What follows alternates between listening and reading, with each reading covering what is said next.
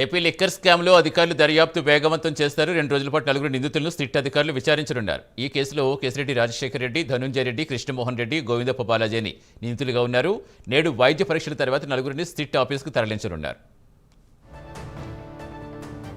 పూర్తి సమాచారం ఇచ్చేందుకు మా కరెస్పాండెంట్ శ్రీనివాస్ జరుగుతున్నారు. Good morning Srinivas. సో మొత్తానికి సిట్ ఆఫీస్కి ఏ టైంకి తీసుకెళ్లిపోతున్నారు, ఇంకా ఏం చెప్తున్నారు అధికారులు? Thank you Satish. అయితే లిక్కర్ స్కామ్ కు సంబంధించి కూడా సిట్ దర్యాప్తు దూకుడు కొనసాగుతుంది అని చెప్పొచ్చు. ఎందుకంటే ఈ కేసులో ప్రధానంగా కీలక నిందితుల నుంచి కూడా మరింత సమాచారాన్ని కూడా రాబట్టింది కూడా సిట్ అధికారులు ఇది చేస్తున్నారు. ఇందులో భాగంగా ఇప్పటికే వాళ్ళు నిన్న ఒక కోర్టులో కూడా ఒక పిటిషన్ దాఖలు చేశారు. తమకు ఏదైతే ఈ కేసుకు సంబంధించి కూడా ఇంకా కీలకమైన సమాచారం రాబట్టేందుకు కూడా దీంట్లో ఈ కీలకమైన నిందితులు ఎవరైనా వాళ్ళని మరోసారి కూడా తమకు ఇంటరాగేషన్ ఇవ్వాలని చెప్పి కూడా వాళ్ళు న్యాయస్థానంలో ఒక పిటిషన్ దాఖలు చేశారు. అయితే నిన్న న్యాయస్థానము ఈ ఏదైతే కీలకమైన నిందితులు ఉన్నారో సిట్ అధికారుల వినతి మేరకు వాళ్ళని 2 రోజుల పాటు కూడా కస్టడీకి ఇచ్చేందుకు కూడా నిన్న న్యాయస్థానం ఆదేశాలు జారీ చేసింది.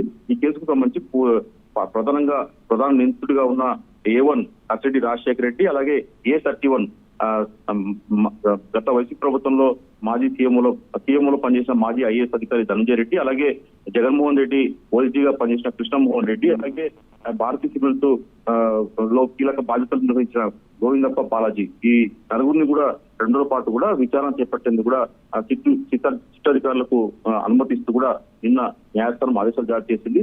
దీంతో ఈ రోజు వాళ్ళ నలుగురిని కూడా సిట్ అధికారులు కూడా జైలు నుంచి కూడా నేరుగా ప్రభుత్వ తీసుకెళ్తారు. అక్కడ ఈ నలుగురు కూడా అక్కడ ప్రభుత్వ వైద్యులు కూడా వైద్య పరీక్షలు నిర్వహించి దాని తర్వాత కూడా సిట్ కార్యాలయానికి తీసుకెళ్తారు.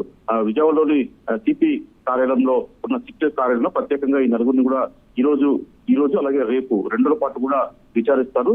సిట్ చీఫ్ రాజశేఖర్ బాబు ఆధ్వర్యంలో కూడా సిట్ బృందం సభ్యులు ఈ నలుగురిని కూడా మరోసారి కూడా పూర్తి స్థాయిలో విచారించే అవకాశం ఉంటుంది. ఎందుకంటే దీనికి సంబంధించి కూడా ఈ స్కామ్ కు సంబంధించి దాదాపు 3,500 కోట్లు ఎలా మళ్లించారు అంటే షెల్ కంపెనీ ద్వారా ఏ అకౌంట్లకు వెళ్ళాయి, ఎక్కడి నుంచి వెళ్ళాయి, ఢిల్లీ, ముంబై తదితర ప్రాంతాల్లో కూడా వీళ్ళు షెల్ కంపెనీ ద్వారా కూడా డొల్ల కంపెనీ ద్వారా కూడా డబ్బులు వివిధ మార్గాల్లో కూడా అంతిమ ఎవరు ఉన్నారో అంతిమ అతనికి చేరినట్టు కూడా సిట్ అధికారులు భావిస్తారు. ఈ సమాచారం అంతా మరోసారి విచారించేందుకు కూడా న్యాయస్థానం ఆదేశం కూడా వీరిని మరి కాసేపట్లో ఈ నలుగురిని కూడా సిట్ విచారణ చేపట్టే అవకాశం ఉంటుంది. ఈ రోజు రేపు 2 రోజుల పాటు కూడా ఈ ధనంజయ రెడ్డి, కృష్ణమోహన్ రెడ్డి, బాలాజీ గోవిందప్ప, అలాగే ప్రధాన నిందితుడు ఉన్న A1 ఉన్న కేసిరెడ్డి రాజశేఖర్ రెడ్డి నలుగురు కూడా సిట్ అధికారులు విచారించే అవకాశం ఉంటుంది. సతీష్.